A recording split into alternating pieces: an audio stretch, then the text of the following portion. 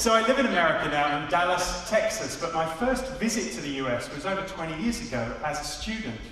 And I still remember partying on the 4th of July, wondering, what exactly are we celebrating our independence from? Turns out it's me! The other thing I should tell you is that my entire presentation is a PowerPoint-free zone. You're welcome.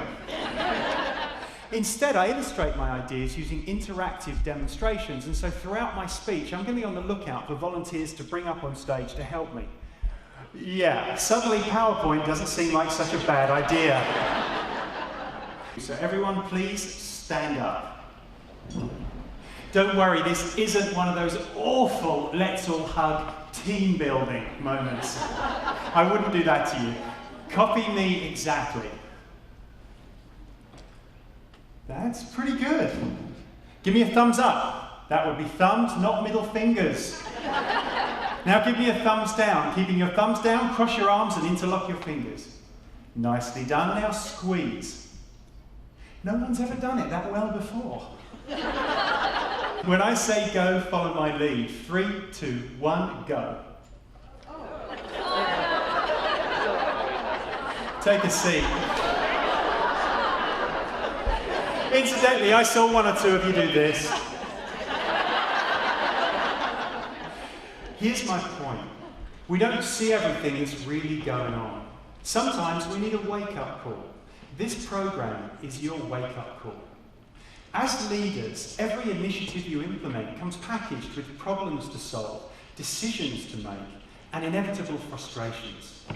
And so today, I'm going to outline a psychological blueprint for breaking bad habits of mind so that you can think clearly, let go of toxic emotions, and make the changes that you want or need to make. I'll demonstrate. This represents the number 8. Let's find someone intelligent looking. Sir, who do you suggest?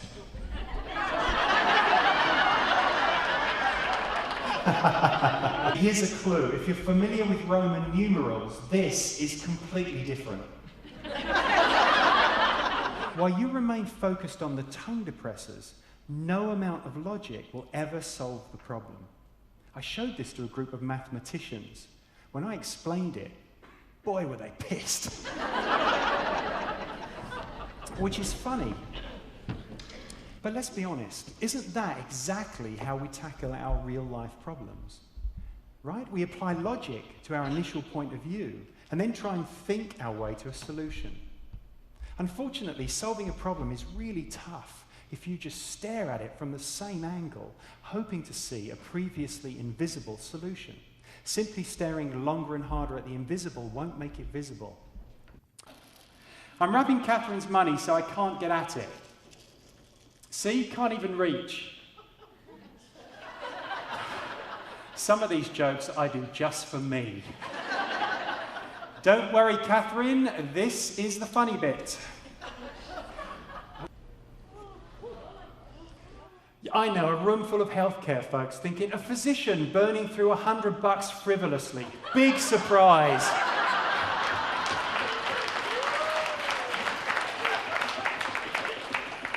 We don't like unresolved situations. Especially Catherine.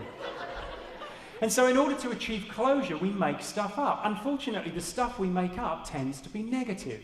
Think back to the last time you had an unexpectedly long wait before someone returned a phone call or a $50 bill.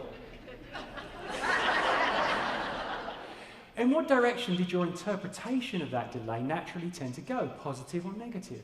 For most of us, it's negative, right? We are masters at taking a speck of information and creating a whole pessimistic scenario. At this very moment, Catherine's thinking, my $20 is never coming back. Some people waste vast amounts of time asking what-if questions, thinking in absolutes, and fretting and stressing over the world as it should be rather than how it is. And it's really tough to take strides towards a richer, more meaningful life when you're distracting yourself with these toxic stories. And distraction can be a huge problem. I've just blanked. Famous intellectual, Twain. Shania.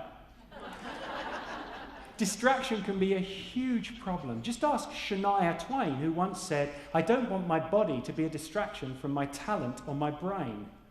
Man, do I know how she feels. Every time I step out on stage, people just sit there and stare. All I'm saying is, this is not for you.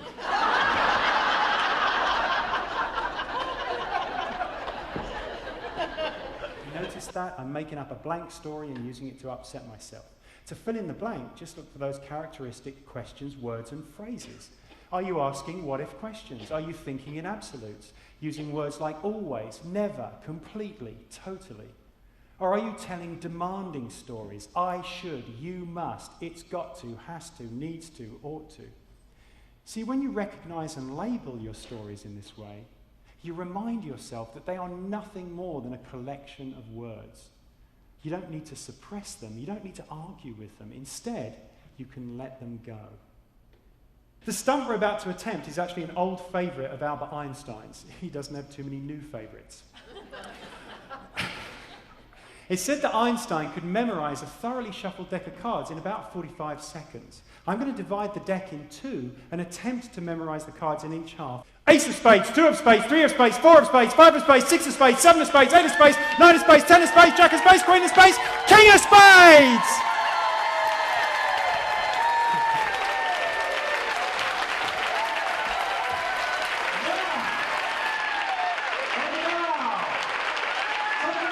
Keep it going!